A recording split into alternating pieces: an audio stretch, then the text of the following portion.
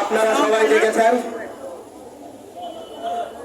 গত 5 তারিখের বাংলাদেশে যে অভূতপূর্ব ছাত্র জনতার বিপ্লব হয়েছে। এই বিপ্লবের সাথে সাথে একদল সন্ত্রাসী এবং চাঁদাবাজরা মাঠে নেমে পড়েছে, করে তারা তাদের স্বার্থ সিদ্ধি করার চেষ্টা করছে। আপনারা জানেন শত শত ছাত্র জনতার রক্তের বিনিময়ে অর্জিত কিন্তু স্বাধীনতা।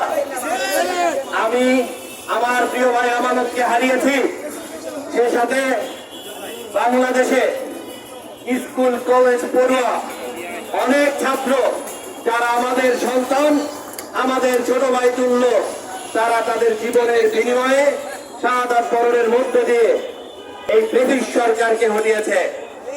আপনারা গণমাধ্যম অনেক সাহসিকতার সহিত অনেক সময় অনেক নিউজ করেছেন তাদের বিরুদ্ধে, কিন্তু এই স্বাধীনতা নতুন বোতলে পুরান মদ ঢালার জন্য হয়নি। আমরা চেয়েছি বৈষম্য মুক্ত একটি সমাজ, এই সমাজে ব্যবসায়ীরা নির্বিঘ্নে ব্যবসা বাণিজ্য করবে, ছাত্ররা নির্বিঘ্নে লেখাপড়া করবে, চাকরিজীবীরা নির্বিঘ্নে চাকরি করবে, প্রশাসনিক কর্মকর্তারা যারা প্রজাতন্ত্রের কর্মচারী কর্মকর্তা তারা তাদের যে শপথ তারা নিয়েছেন সেই অনুযায়ী তারা কার্যক্রম পরিচালনা করবেন। কিন্তু গত 15 বছরের শেখ হাসিনা শাসনামলে আপনারা দেখেছেন কিভাবে মানুষের ভোটাধিকার, মানুষের কথা বলার অধিকার সংরক্ষিত হয়েছে। ঠিক সেভাবেই 5 তারিখে নতুন করে দেশ স্বাধীন হওয়ার পরে প্রতিবয় লোকজন পুলিশ যখন একটু ব্যাগ ফুটে তখন তারা পুলিশের উপর আরো বেশি ভাবে চড়াও হয়ে তাদের দুর্নীতি, তাদের লুটপাট এগুলো করা শুরু করে দিয়েছে। আপনাদের হুঁশিয়ারি দিয়ে বলতে চাই, এই দেশে আপনারা 2-4-5 জন বিএনপি ছাড়াও বিএনপির হাজার হাজার নেতাকর্মী আছে যারা এগুলো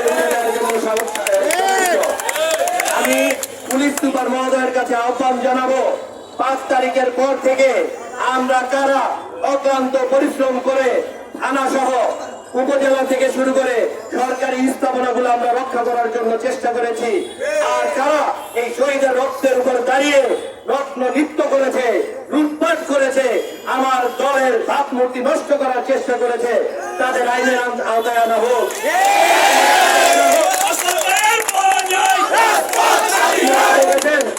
আপনারা দেখেছেন নারায়ণগঞ্জ মহানগরের সদস্য সচিব আবু আল ইসলাম টিপু সাহেব, তার উপর কালকে যে বর্বরিচিত হামলা হয়েছে তীব্র নিন্দা ও প্রতিবাদ জানাচ্ছি। সেভাবে টিপু সাহেবকে বলবো আপনার ভাষা সংযত করুন, যত্র আজে বাজে কথা বলবেন না। আপনারা সবাই জানেন ইলেকট্রনিক মিডিয়া, প্রিন্ট মিডিয়া এসেছে সুজন এবং রাজু সন্ত্রাসী গোষ্ঠী, তারা এর আগে গরু লুট করেছে, 3 লক্ষ টাকা চাঁদা দাবি করেছে, যেটার ভয়েস রেকর্ড সহ আছে, প্রশাসনের কাছেও আছে, সাংবাদিকদের কাছেও আছে। আপনারা তাদেরকে উল্টা মদত দিচ্ছেন, মদত দেন আবার বলেন জাকির খান নাকি জেলখানা থেকে বসে মানুষের কাছে চাঁদা চাচ্ছে। আরে যে বাইরে আছে তাকে আগে শাসন করেন, জেলখানা থেকে বসে যদি কেউ কারোর কাছে চাঁদা চায় প্রশাসন আছে, প্রশাসনেরা দেখবে। আপনারা গোলাপানিতে মাছ শিকার করার চেষ্টা করবেন না। আপনারা অনেক কিছু করেছেন, এই দেশের ছাত্র জনতা এই ব্রিটিশ সরকারকে ঢুকে দিয়েছে।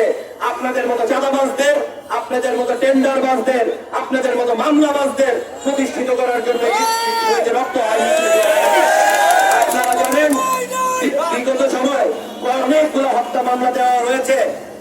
আমরা যারা বিভিন্ন মেয়াদে জেল কারাজুল ভোগ করেছি, ব্রিটিশ সরকারের আমলে অনেক অনেক মামলার আসামি হয়েছি। আমরা বাবা ছেলে একসাথে জেল কেটেছি, সেখানে আমান সরকারের ছেলে সৌরভ রাজীব একসাথে বাবা ছেলে জেল কেটেছে।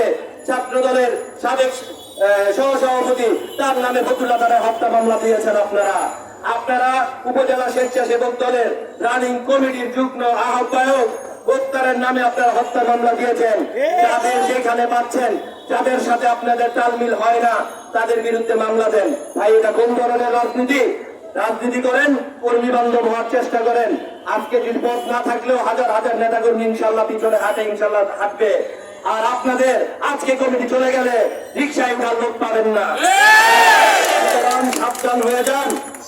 শেষ কথা বলবো, আপনারা জানেন মহানগর বিএনপি নেতৃবৃন্দর প্রতি সম্মান রেখে বলছি, আপনাদের সাথে একসাথে আন্দোলন সংগ্রামে ছিলাম। অনেক সময় অনেক মামলার আসামি আমরা একসাথে কারাবরণ করেছি। আপনারা সত্য যাচাই না করে কালকে যেই ধরনের বক্তব্য দিয়েছেন, কেউ বাড়ির ইট খুলে নিয়ে আসছেন, কেউ শহরে থাকতে দিবেন না বলছেন, আপনাদের প্রতি সম্মান রেখে বলছি, যদি অন্য কোনো দলের বা গোষ্ঠীর হতেন আপনাদের এটার ব্যাপারে আমরা ব্যবস্থা নিতাম। এইটা একটা দল করে আমরা সবাই সাহারার। আপনাদের বলবো বক্তব্য সংযত করুন, সত্য জানার চেষ্টা করুন। কোন চাঁদাবাজ, কোন সন্ত্রাসীকে আড়াল করার জন্য আপনারা দয়া করে এই যারা এখন বেশিবাদী সরকারের এই রূপটা নিয়েছে তাদের সাথে থাকবেন না। শেখ হাসিনার অস্ত্র ছিল আমাদের মামলা দিয়ে জমিয়ে রাখা। ঠিক এখন যারা আছে মহানগর বিএনপি, তারা একই রাস্তায় হাঁটছে, মামলার পরে মামলা, প্রকৃত অপরাধীদের আড়াল করার উদ্দেশ্যে, সাধারণ মানুষজন, ব্যবসায়ী থেকে শুরু করে সবার বিরুদ্ধে তারা ঢালাও ভাবে মামলা দিচ্ছে। আমরা তীব্র প্রতিবাদ জানাচ্ছি এবং শিল্পপতিদের নামে মামলা দেওয়া হচ্ছে চার্জশিট থেকে নাম কাটার সময় যাতে মোটা অঙ্কের টাকা নিতে পারে। এই জন্য আমাদের সন্তানরা রক্ত ঝরায়নি। দয়া করে আপনারা নিজে একটু লজ্জাবোধ থেকে আপনারা এখনো ভালো হয়ে যান। ইনশাল্লাহ যদি ভালোভাবে চলেন, আজকে যারা আছে সবাই কথা দিচ্ছে আপনাদের সাথে থাকবো। এইভাবে সন্ত্রাস, নৈরাজ্য, চাঁদাবাজি করতে থাকেন, আর কে কি করবে জানি না। হায়াতের মালিক আল্লাহ।